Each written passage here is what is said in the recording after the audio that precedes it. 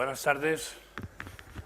Vamos a empezar ya, porque los minutos de cortesía y por el follón que hay de tráfico en Madrid. Bien, permítame que les presente, aunque obviamente ya quizás hayan tenido posibilidad de saludarle. A mi izquierda es Joaquín Echeverría, autor del libro del que vamos a hablar esta tarde. Así era mi hijo Ignacio, el héroe del monopatín, y padre de Ignacio Echeverría. Y también Javier de Juan, que es el director de la editorial que ha publicado el libro. Muchas gracias a los dos por estar presentes aquí, teniendo en cuenta que ya el mes pasado se presentó públicamente el libro. Yo creo que la deferencia que nos hacen de asistir esta tarde aquí procede de la relación especial que la Fundación ha tenido desde el primer momento con Ignacio, puesto que inmediatamente, al día siguiente de producirse el trágico atentado, ya la Fundación hizo público un comunicado precisamente condenando el atentado de por sí, terrorista, sino también además valorando altamente el ejemplo heroico que nos dio Ignacio con su actuación en el puente de Londres. Pero es que además también creamos una beca con su nombre, gracias a la generosidad del King's Group, para estudiar el bachillerato inglés en un colegio británico aquí en Madrid.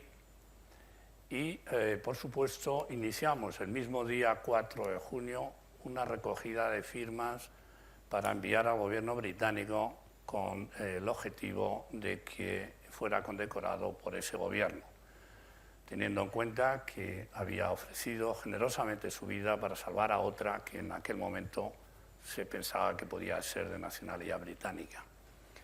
Tanto es así que al final la condecoración le fue concedida, la George Medal, que es la medalla más alta que concede el gobierno británico a un civil, y le fue entregada directamente por la reina Isabel II. Por supuesto, el hecho de que estemos aquí presentes creo que es una ocasión magnífica y muy oportuna para conocer una experiencia verdaderamente trágica y vivida de esa manera, pero al mismo tiempo yo creo que es algo que hay que destacar también con la serenidad y además la entereza con la que tanto Joaquín como Ana han sabido verdaderamente enfrentarse a ello.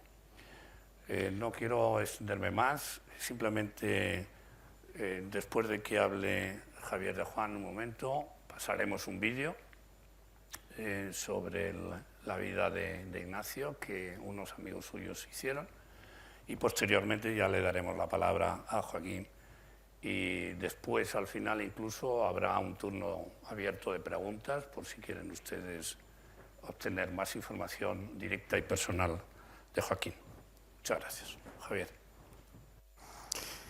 Buenas tardes. Para mí, como editor de este libro, es un honor el tener a un autor como Joaquín, al que yo no conocía, pero hace aproximadamente un año recibí una llamada de un amigo común y me habló de Joaquín Echeverría. Evidentemente me situó y recordaba lo que todos los españoles vivimos en aquellas fechas. Y poco después nos reuníamos en una cafetería en el Hipercor de Majadahonda y tuve el honor de escucharle. Su idea era claramente dar a conocer lo que había vivido. Solamente le hice una petición, y es no hacer una crónica, sino hacer un libro testimonio, para que todos nosotros hoy y todos los lectores que vienen pudiéramos acompañar y aprender la decisión de un muchacho joven, de un hombre, que seguimos preguntándonos por qué ante unos terroristas viniendo de patinar, por qué se enfrenta y deja allí su vida. Comprendo que era muy difícil pedírselo, pero era mi obligación como editor, pensando en todos los que estamos aquí, que somos simplemente lectores. El editor no hace otra función que pensar en el futuro lector. Muy bien, yo solamente cabe agradecer a Joaquín su confianza, porque hemos hecho un buen equipo, nos hemos soportado, porque a veces también los editores exigimos y pedimos fechas y pedimos un esfuerzo final que se ha cumplido. Por supuesto a la Fundación Hispano-Británica, al despacho Uría Menéndez por acogernos en este precioso salón y sobre todo a vosotros por acompañarnos, que representáis a tantos lectores. Yo es de las pocas ocasiones que el día de la presentación en ámbito cultural de Madrid tuve que anunciar la segunda edición y se estaba distribuyendo la primera, pero entre la petición del Corte Inglés, de la Fundación Víctimas del Terrorismo y de los muchos lectores, queríamos y tenía la obligación de responder con esa rapidez. Ahora vamos a ver un documental, para mí es inédito también, no lo había visto, sí lo había oído comentar, y después vamos a escuchar al protagonista, que es Joaquín, y sobre todo, después de que lea unos párrafos de un precioso prólogo que Pedro Piqueras tuvo la deferencia, creo que es el prólogo más bonito que he editado en mi vida, y no solo como editor de mi propia editorial, sino como editor de Espasa Calpe y otros grupos editoriales en los que he trabajado en mi vida profesional. Yo creo que está escrito desde el corazón, lo tenéis en las primeras páginas y será lo que nos dé la introducción. Por lo tanto, vemos el documental y luego tenemos ese coloquio y cerramos con la firma para las personas que no hayan podido todavía tener su ejemplar firmado por el autor. Gracias de nuevo.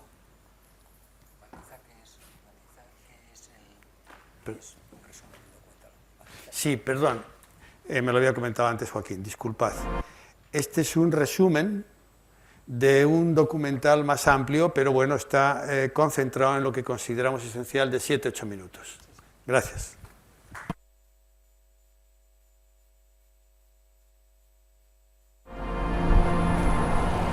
Breaking news out of London, a deadly terror attack overnight. Looking live here at the aftermath, a heavy police presence on the London Bridge where the attack began. A van plowing into a crowd of people out simply enjoying a Saturday night.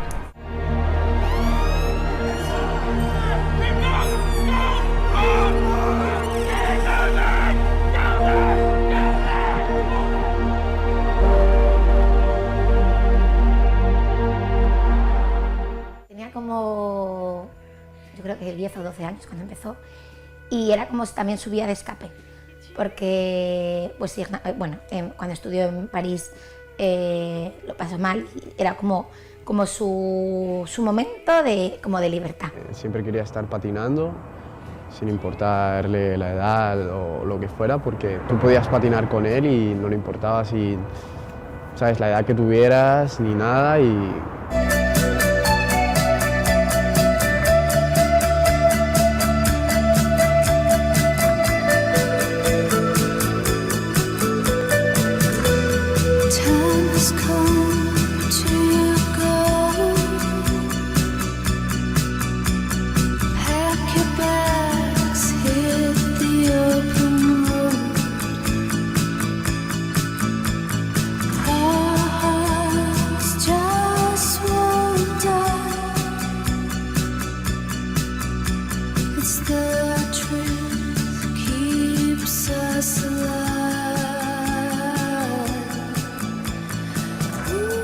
Y luego en Londres le gustaba mucho que había gente de muchas edades que patinaban, porque en España lleva 20 años a todo el mundo, pero aquí hay gente que patina que tiene 40, 50 años o que van con los niños, y eso a Irna le encantaba.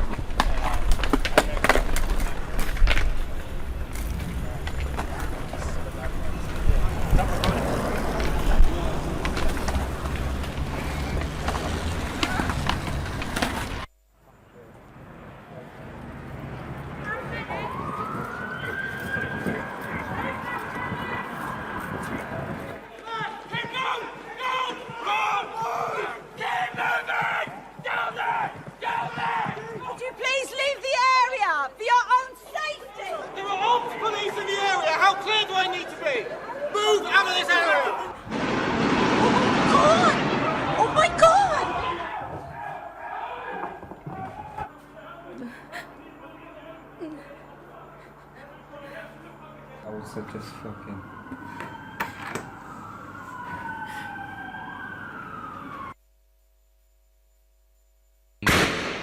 Police are shooting. I'm trying to keep myself safe.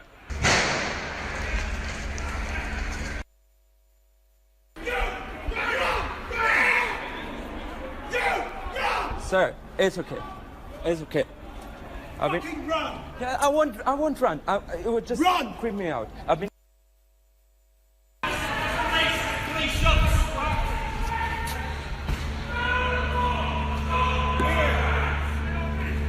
Estábamos en Madrid, mi mujer y yo, Ana y yo estábamos en Madrid y estábamos en esta casa y en algún momento nos dicen ha habido un atentado en Londres. Por la mañana me levanté a ver si estaba en el cuarto de invitados y no le vi.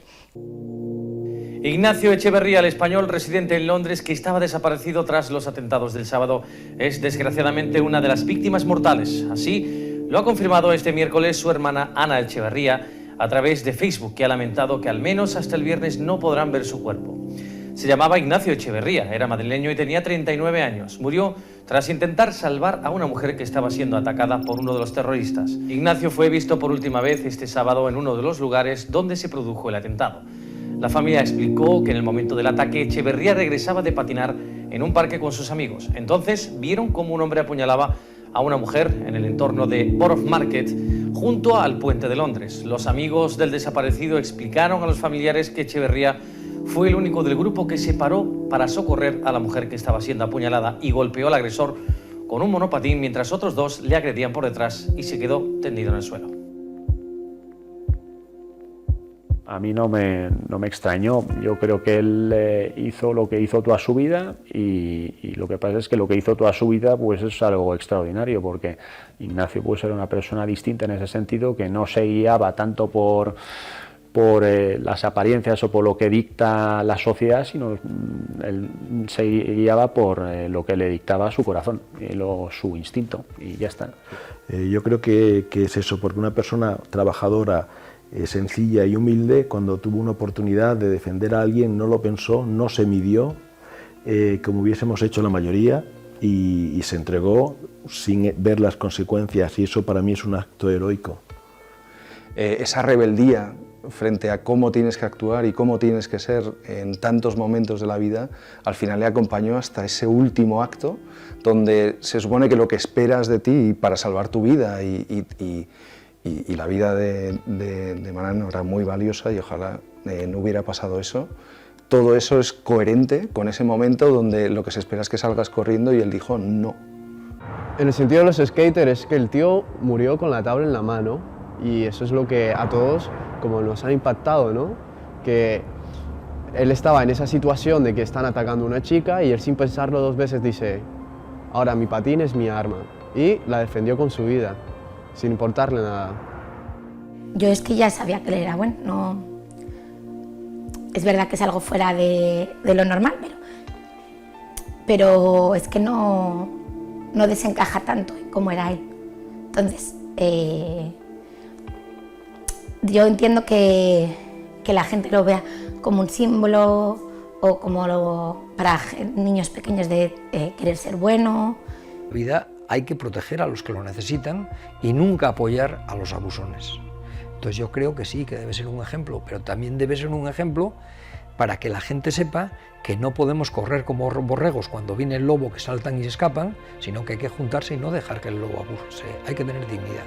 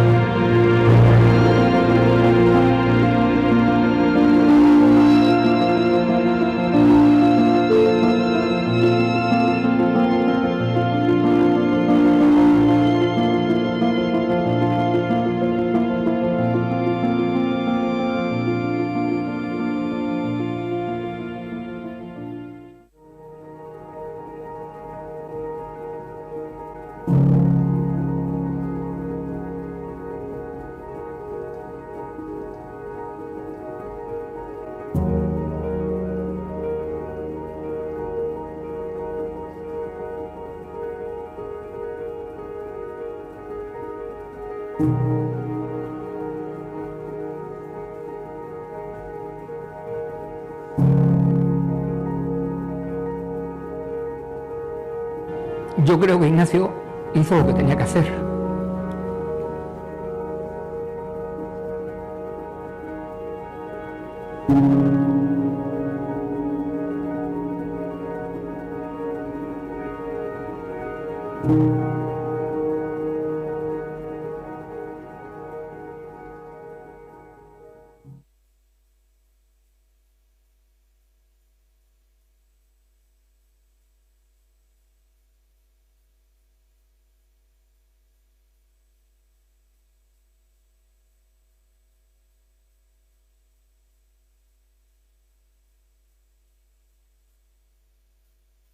Antes de darle paso a Joaquín, obviamente quiero dar las gracias al equipo de Uría y al bufete en general, a Dionisio en particular, por la colaboración desinteresada que mantiene con nuestra fundación y que nos permite estar hoy presentes aquí esta tarde. Muchas gracias, Dionisio. Joaquín. Solo una palabra que antes he omitido. Cuando hablo del editor, hablo de un equipo, y en esta ocasión he tenido la suerte de compartir, encontrar el alma de la edición con una editora adjunta, que es Marga González Casado, de Actitud de Comunicación, que lleva toda la gestión de comunicación. Siempre en todo libro hay un autor, pero si conseguimos que ese autor lo refleje de una manera tan natural como ahora nos va a contar, entonces nuestro trabajo está así cumplido. Gracias de nuevo, Joaquín, y tienes la palabra.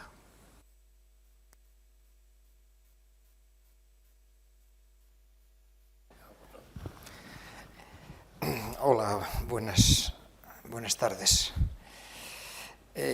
Bueno, el libro del que estamos presentando es el producto de un tiempo de reflexión y de una serie de circunstancias. Cuando muere Ignacio se escribe mucho sobre él, generalmente o prácticamente todo de forma muy elogiosa, y en la familia, las personas próximas a Ignacio, nos preocupa que quede un recuerdo de Ignacio que no sea una imagen fiel a lo que era Ignacio.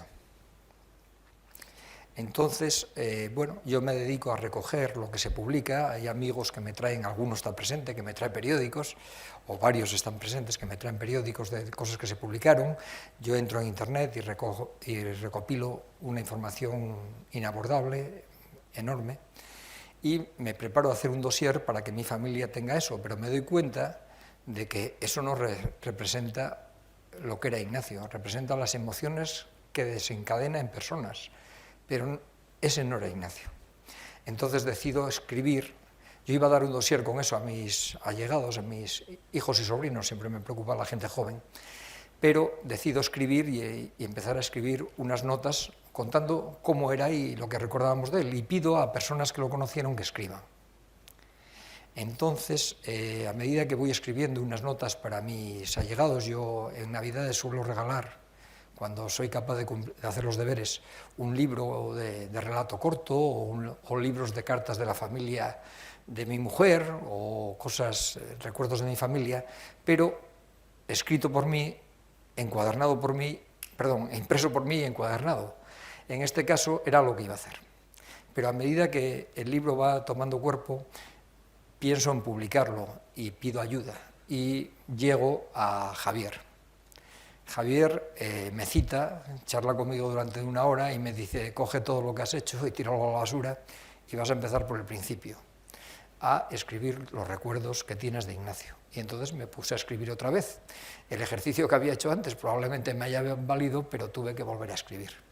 Efectivamente, durante el tiempo que escribo y que voy enviando cosas que se van haciendo y que van siendo criticadas, ha habido tensiones, ha habido momentos en los que en mi casa estuvieron a punto de echarme, porque yo soy insoportable sin necesidad de tener tensiones externas, pero en ese momento tenía tensiones porque Javier me está dando mucho la murga, y pasa el tiempo y al final pues conseguimos tener un libro que ya puede pasar a a ser editado de algún modo, con todo el trabajo que lleva previo. Entonces, bueno, este libro, de algún modo, cuando yo decido, quiero que se haga público en su momento, antes de ser un libro, yo lo que quería que existiera un libro, no necesitaba ser yo el autor, pero quería que se hablara de Ignacio porque me parecía que Ignacio representa a lo largo de su vida una persona que se esfuerza profundamente y una persona que quiere ser bueno y se esfuerza también en ser un buen profesional o en ser bueno patinando incluso. Yo la verdad es que lo veo ahora patinar y parece que patinaba medio bien, pero yo nunca me lo había imaginado que medio patinara, la verdad. Pero bueno, él se esfuerza con todo y yo pienso que eso es bueno. Entonces, a lo largo de escribir esto, a mí me parece que es un ejemplo muy bueno por un motivo. Yo voy a poner un ejemplo que, bueno, ya es mirar al cielo, que es que uno, por mucho que se esfuerce, nunca va a ser como Rafael Nadal. Como Rafael Nadal es Rafael Nadal. Y se esfuerza muchísimo y si no, tampoco. Pero como Ignacio es fácil.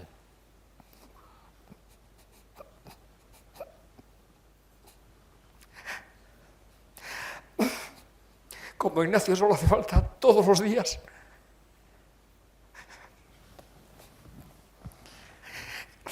querer ser bueno. Y el que quiera ser bueno todos los días y se esfuerce y haga cuentas de lo que hace por sí mismo y por los demás, podrá ser así. Y creo que vale la pena. Perdonad que me emocione, no lo puedo evitar, pero creo que vale la pena. Y ese es el mensaje que al final quiero plasmar. La sociedad es buena, la gente es muy buena, si no, no sería imposible la convivencia viviendo tan apretados y tan hacinados como vivimos, pero si muchas personas, además de ser buenos por naturaleza, se esfuerzan en perfeccionarse, seremos mejores. Y eso es lo que representa Ignacio. Muchas gracias.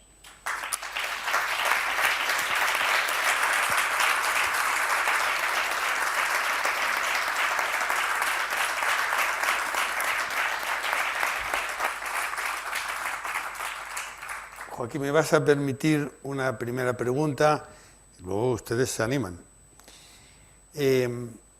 Primero una reflexión muy breve. Te lo he escuchado 2 veces, pero es que me sale del alma. Tú llevas grabado a fuego que cualquiera puede ser Ignacio. Yo no me siento capaz. Desde luego no de enfrentarme a unos terroristas, yo salgo con el patín corriendo, pero es que ser bueno todos los días es una heroicidad y probablemente lo que nos está enseñando es que aunque no lo seamos todos los días, basta con que un día seamos casi héroes.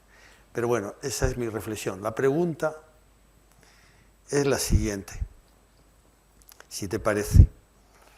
Hace una semana, unos días, ha vuelto a ocurrir en Londres un atentado.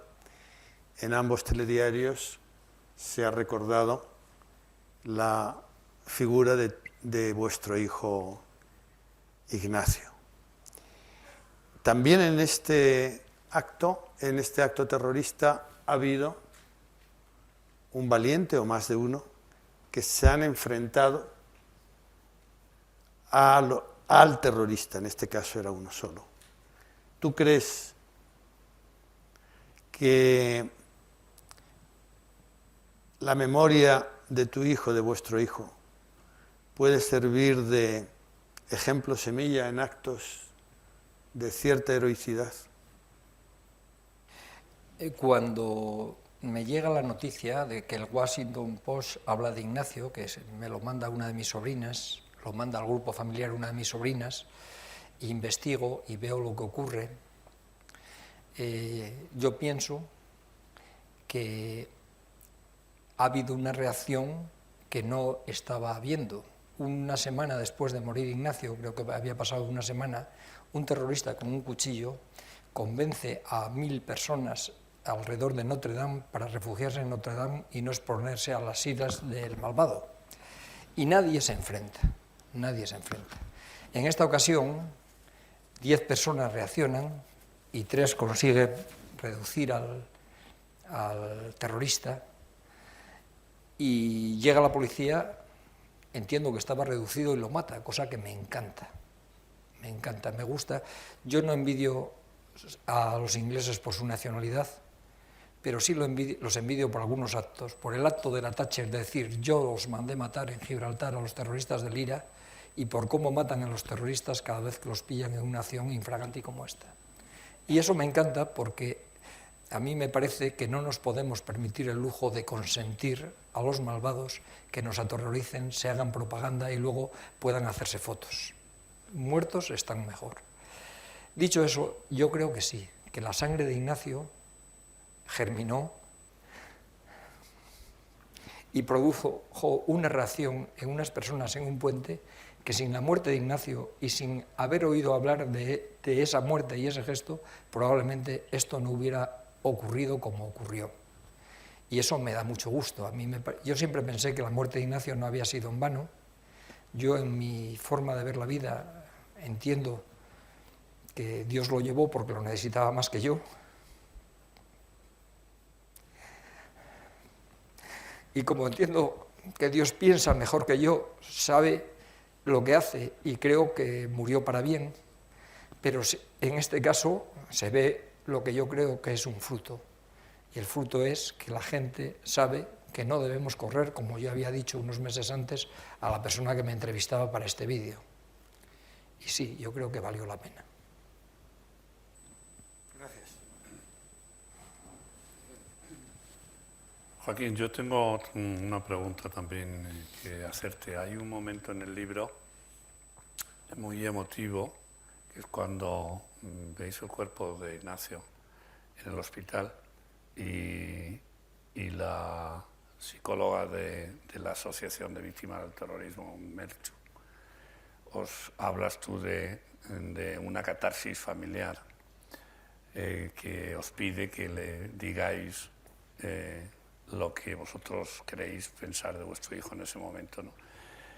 Sin embargo, no indicas lo que le dijiste a tu hijo ahí en ese momento.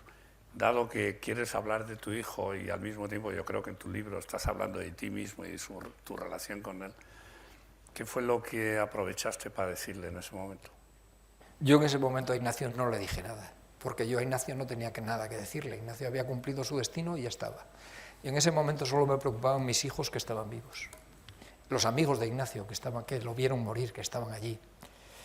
Mi mujer que estaba allí y las personas que me rodeaban. Entonces yo estuve todo el tiempo pendiente de los demás, pensando que en un momento dado uno de mis hijos, que son más bien impulsivos, Ignacio también lo era, podía romper el cristal que nos separaba del cadáver con una silla e intentar tocarlo. Entonces mi preocupación eran las personas que me rodeaban, su pena, su dolor y sus reacciones. Y yo con Ignacio ya no tenía nada que hablar porque estaba todo dicho, él había cumplido con su papel y en ese momento, cuando me acerqué al cristal a verlo, yo tenía una preocupación, que hubiera muerto desesperado. Mi miedo era que hubiera muerto desesperado, pero vi un semblante sereno, tal vez tenía un poco de cara de preocupación y pensé, ya está, murió en paz. Y eso me valía, no necesitaba decirle nada, yo pensaba que había pasado a una vida mejor y que era suficiente.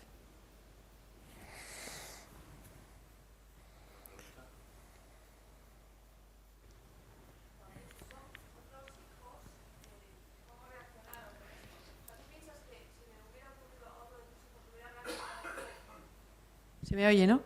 Yo entiendo, yo conozco a mis hijos como los conozco, yo solo soy su padre.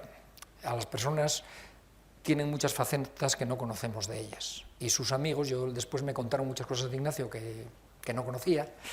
Y si a mí me preguntan cuál de mis hijos va a reaccionar así, probablemente era el quinto. Perdón, es que a mí me sorprendió mucho cuando fue el atentado, las primeras imágenes y noticias que salieron, una de tus hijas salió hablando y yo no conocía a Ignacio ni sabía nada de nada y me sorprendió muchísimo el tono con el que hablaba y con el que explicaba. Nada de odio, nada de furia, simplemente, pues eso, como has dicho tú, ¿no? Pensando en los demás. O sea, a mí me sorprendió, vamos, era un contraste con el tono de otras reacciones ante ataques terroristas que fue Vamos, eso a mí me dio ella casi más ejemplo que la muerte de Ignacio. Me pareció increíble. Bueno, yo decía que Ignacio hizo algo que fue inaudito porque no hay precedente, o sea, no hay un precedente en que alguien intervenga en una pelea a defender a un policía que está peleando. Yo vi las escenas porque la policía británica vino a vernos 2 veces a nuestra casa para traernos escenas y para que viéramos lo que estaba pasando y a pedirnos que nos personáramos en el juicio. Y lo único que accedimos es a escribir una carta de recomendaciones para que la policía británica y la justicia británica incorpore mejoras en el trato con las familias y en el trato con las víctimas. Pero no quisimos intervenir en nada más. Pero yo vi, y lo vi como 6 veces porque lo quería ver, porque quería ver lo que estaba pasando, vi cómo una cámara de un bar toma la calle y se ve salir a la calle a una mujer, supongo que es una camarera, que mira hacia la izquierda de la imagen. Al cabo de unos segundos, 3 segundos, sale un hombre que mira hacia el mismo sitio, no hay sonido, con lo cual no se ve el tumulto, ni el ruido, ni nada. Entonces, en ese momento que están ellas fuera, esas 2 personas se retiran. Y entonces se ven pasar 5 policías hacia donde ellos miraban, 6 policías hacia donde ellos miraban. Al cabo de 2 segundos llegan las bicicletas, los 3 amigos de Ignacio, los 2 amigos de Ignacio e Ignacio. Y en ese momento, cuando ellos llegan, se ven pasar 4 policías en dirección contraria, huyendo, corriendo. Ignacio se baja de la bicicleta y se va al lío. Cuando él llega a la escena, según se pudo ver en el juicio, hay un policía vestido de uniforme, que está fotografiado conmigo, con mi mujer y conmigo en el libro, peleando. Y hay otro policía vestido de paisano, que también entró a la pelea. El policía de paisano que entra a la pelea, cuando lo ve feo, levanta los brazos y se retira. Ya no participa más y deja al otro policía solo y a Ignacio que llega. El policía que queda vestido de uniforme se cae y Ignacio sigue peleando, no está herido todavía. Y al cabo de unos segundos lo apuñalan y se cae al suelo. Pero él entra en una pelea en la que ve huir a 4 policías. Y digo que eran policías porque iban vestidos de uniforme. Vio huir a muchas personas, vio gritar a muchas personas, vio mucho ruido. Y los amigos describen en el juicio cómo se oyen los golpes de la tabla sobre las cabezas de los terroristas. Y eran 3, y tenían chalecos antibala. Perdón, chalecos explosivos, aparentemente. Eran latas de cerveza embutidas en cinta americana, pero parecía que tenían. Y él sabe lo que está pasando. Yo supongo, si a mí me preguntan antes de que ocurra, digo lo que dije antes. Para mí Ignacio no era el primero en intervenir en esa pelea, no era el que... pero él intervino.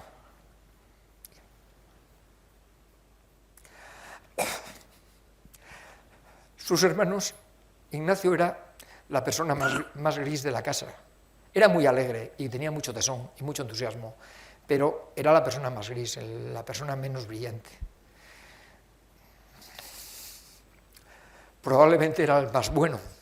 Y a lo mejor en su actuación hay más bondad que valentía, porque ser valiente, hay muchas personas que son valientes, pero para intervenir en un caso de muerte probable no hace falta valentía, lo que hace falta es generosidad, y él sí era generoso. Bueno, Ignacio hizo lo que se podía esperar de él, y sus hermanos reaccionaron como reaccionaron en cada momento, y sí, creo que fueron generosos también. Gracias. Enhorabuena por tus hijos. Gracias. Antonio.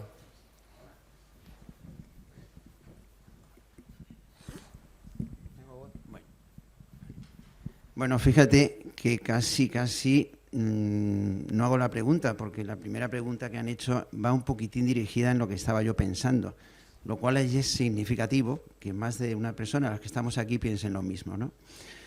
Yo no he leído este libro todavía, sí leí el borrador que me diste en comillas, que creo que entonces ya no es lo que has publicado, y no sé si en este libro hablas del caldo de cultivo de Ignacio, porque si él era como era, imagino que también hay tiene mucho que ver su familia, tanto tú como Manana como sus hermanos.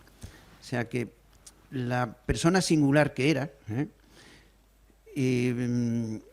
yo creo que lógicamente está relacionada con su familia. No sé si hablas de ello en el libro. Y yo me acuerdo, cuando trajisteis el cadáver de Ignacio aquí, antes de llevarle al cementerio, su hermana mayor, que yo pues la abracé, lógicamente, con las lágrimas lógicas, ¿no?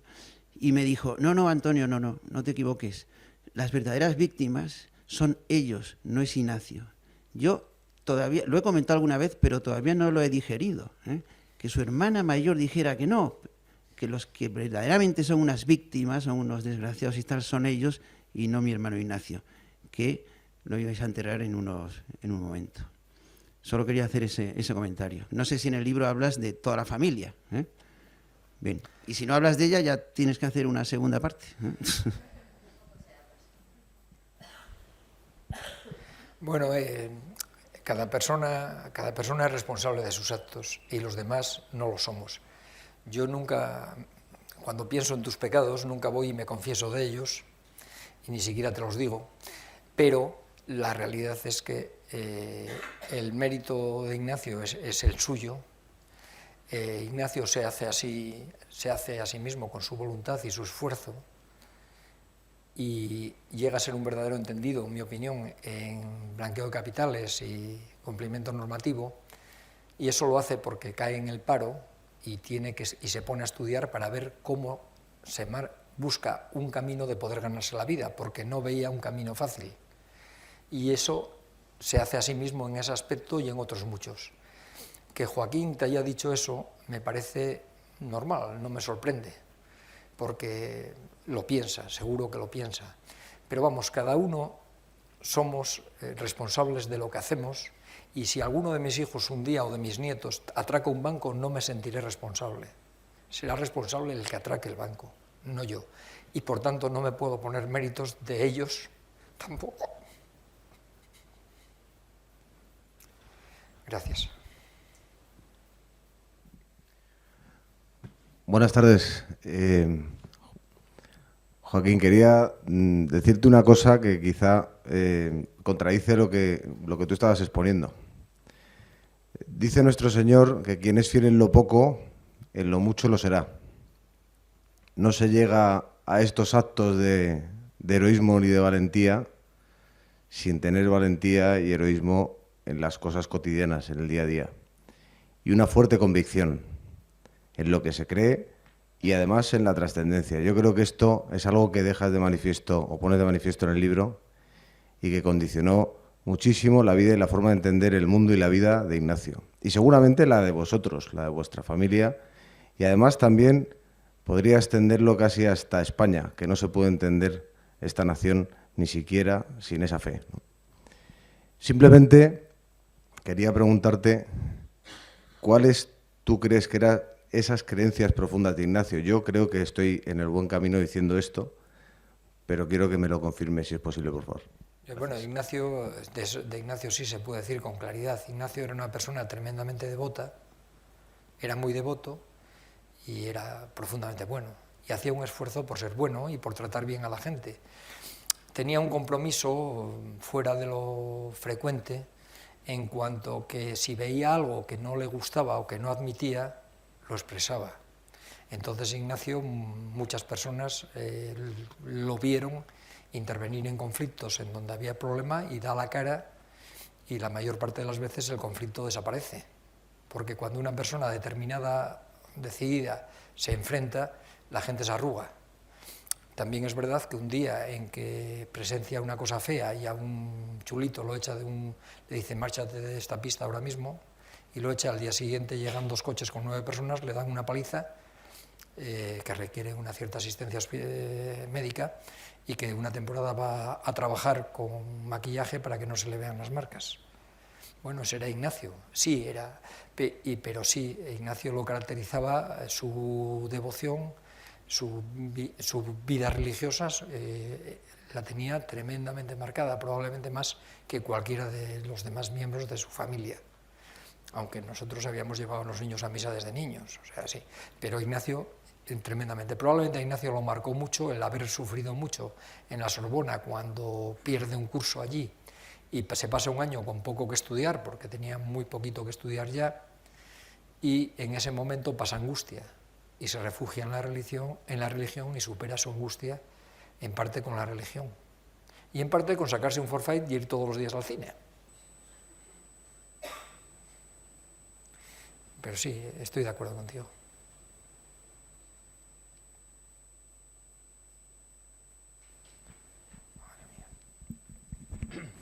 Buenas noches. Yo soy tío de Ignacio, soy primo hermano de Manana. Ignacio, una de las virtudes enormes que tenía es que era íntimo de mi hija. Y yo estaba feliz porque fuera con mi hija, porque iba con un cachas, iba siempre pues muy bien acompañada. Y bueno, aparte de esa dilatancia, hay un punto para mí que está absolutamente negro. Y fue una investigación que yo quise iniciar, pero Manana no me dejó. Y más después de ver cómo se ha portado el gobierno británico con medallas, con decoraciones, etc. No he entendido nunca la actuación de la policía en Londres y la actuación de los hospitales de Londres, según me dijeron, que no dejaron entrar a mi sobrina Ana, que estuvo toda la noche dando vueltas por hospitales para ver a su hermano, y no la dejaron entrar para verle. ¿Tú me podrías aclarar algo de esto? Porque, oye, a ver si me explico. Vamos a ver, con relación a la actuación de la policía y de... Vamos a ver, cada país tiene unos procedimientos. Yo entiendo que cuando hay un atentado es fundamental esclarecer qué pasó. Y cuando en un altercado intervienen personas, Ignacio podría haber sido un terrorista a los ojos de la policía británica. Y eso yo lo entendí desde el primer momento. Yo en una entrevista que me dan el lunes a las 4 de la tarde, el cadáver me parece que aparece, que nos hablan del el miércoles por la tarde, yo digo que en ese momento digo lo que pienso. Cuando me preguntan, ¿os están tratando bien? Digo, no tengo queja. Lo primero que hay que hacer es curar a los heridos. Lo segundo es la investigación policial, perseguir a los malos. Y lo tercero es atender a la familia, que es secundario, no tiene la menor importancia. Eso no es importante, lo importante es esclarecer. Y había que ver quiénes eran los terroristas, qué entorno tenían, quiénes los apoyaban, y Ignacio podría haber sido un terrorista más que interviene en esa pelea, porque no queda claro si interviene para defender o para qué. Luego, cuando se hace el juicio, se ve qué pasó. Por otro lado, Pedro, tengo que decirte una cosa. Hace 6 años viniste un día y me dijiste, no sabía que tenías un hijo que era un cagao, y estabas hablando de Ignacio, porque querías ofenderme, y me lo dijiste. Y aquel día te dije, supongo que te estarás refiriendo a Ignacio, que es el que más anda por la calle, y me dijiste, pues sí, tiene miedo a mi perruco, que es así de pequeño. Y yo te dije, hombre, mi hijo lo que le pasa es que no le quiere dar una patada a tu perro que le ladra y reventarlo contra una pared. Y por eso, como tiene fobia a los perros, no reacciona. Y te lo tengo que decir porque, vamos a ver, el asunto de la policía, que si mata a Ignacio o no lo mata, está clarísimo. Isabel Durán me dijo, he sacado el tema de si lo mató a la policía para crear nerviosismo y que nos digan qué pasa con Ignacio de una vez. Pero ella sabía perfectamente que no lo había matado la policía. Por otro lado, si a mi hijo Ignacio lo hubiera matado la policía, no tendría la menor importancia. Yo al embajador español, Carlos Bastarreche, cuando aparece el cadáver y me dice, en España hay nerviosismo porque dice que le mata a la policía, yo le dije, Carlos, si a mi hijo Ignacio lo hubiera matado la policía y a mis otros 2 hijos hubieran estado allí y los hubiera matado también, yo estaría de parte de la policía y de parte de Occidente, porque un atentado terrorista es un acto de propaganda y yo nunca voy a apoyar a unos terroristas en un acto de propaganda. Con lo cual, yo eso lo tengo claro desde el primer día. No importa el resultado, no importa la muerte, no tiene la menor importancia. Lo que importa es la humanidad, los vivos, Occidente, los valores democráticos y todo lo demás. Y nosotros somos un accidente en la vida. Y esta tarde, cuando salga de aquí, igual me da un infarto y no pasa nada, no tiene la menor importancia. Lo importante es que hay que cuidar a los que viven y hay que evitar que los malvados nos dividan.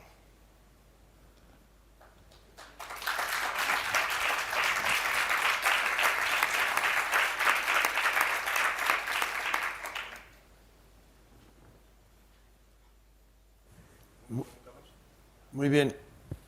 sugiero, si quieres, para acabar, ¿no nos habías prometido leer el párrafo de Pedro? Yo no sé leer, Javier, mejor lo lees tú. No, Marga, te toca. ¿Puedo decir una cosa? Sí, hay una señora que quiere hablar. Sí, por favor.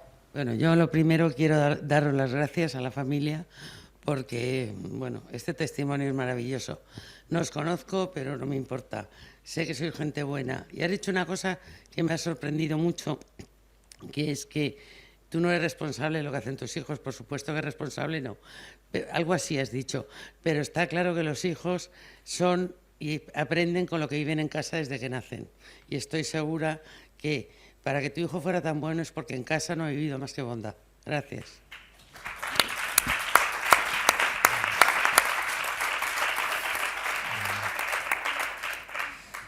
Quiero decir una cosa porque me siento obligado a defenderme.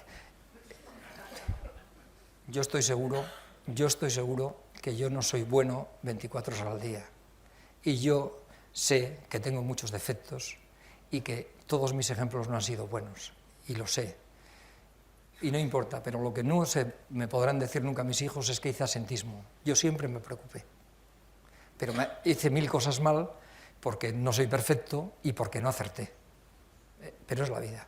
Pero los padres lo único que se nos puede pedir es que hagamos esfuerzo por portarnos bien y por no hacer asentismo ni dejar pasar las cosas que ellos saben que conocemos. Si queremos que de algo no actuar, tenemos que conseguir que crean que no lo sabemos. Muy bien. Cerramos entonces el acto con las palabras de Pedro Piqueras. Sí, dale al... Ahora, antes de leer, estaba pensando cuando estábamos hablando de lo de héroe, no héroe, cuando estábamos decidiendo el título del libro, que a Joaquín no le gustaba mucho la palabra héroe al principio y demás. Bueno, pues leyendo, analizando toda la campaña de medios de comunicación y redes sociales, estaba... No te emociones con lo que te voy a contar, ¿eh? Había una cosa que me llama en las búsquedas que hago y que le estoy todo el rato mandando a Joaquín todas las noches, a las 11, 12 de la noche, le estoy dando la brasa. Un padre que pone en Twitter: a mi hijo le han mandado a hacer un trabajo sobre algún héroe del siglo XXI. Y ha habido, todavía no te lo he mandado, ¿eh? Y ha habido una campaña, empiezan pues a Nadal, a no sé quién, a gente que yo no conocía, y hay como un movimiento unánime, antes de que pasara lo de este viernes pasado en Londres, que el chavalillo, 13, 12, 13 años, hiciera el trabajo sobre Ignacio. Solo te lo tengo recopilado para mandártelo porque es una cosa bonita. Es un chaval de Cáceres, me pareció curioso y simpático. Y ahora no entero, no os voy a leer el prólogo entero, sino una parte que... La solapa, ¿no? ¿Eh? Lo que es el extracto de la solapa. El extracto de la solapa... Si te parece. Está en la solapa derecha. La solapa derecha... Ah, vale, sí, sí. Dice Pedro: creo que nunca antes me había emocionado tanto con un testimonio, con una carta. Creo que pocas veces un texto había dicho tanto de los buenos seres humanos, de los que mueren y de los que sobreviven. Ignacio Echeverría un día se arrancó patín en mano para actuar y salvar la vida de una jovencita francesa. Lo habría hecho con cualquiera de los amenazados. No necesitó más allá de esos instantes porque los seres como Ignacio son paridos, pensados, creados para no dudar ante una decisión que, sin saberlo, les sitúa del lado del heroísmo y, por tanto, de la vida, para siempre.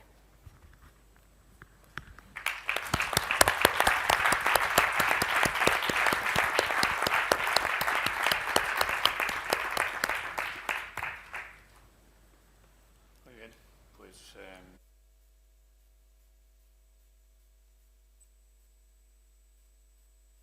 Muchas gracias a Joaquín por vuestra asistencia esta tarde y a todos ustedes por haber vivido esta emocionante y sobrecogedora tarde, verdaderamente.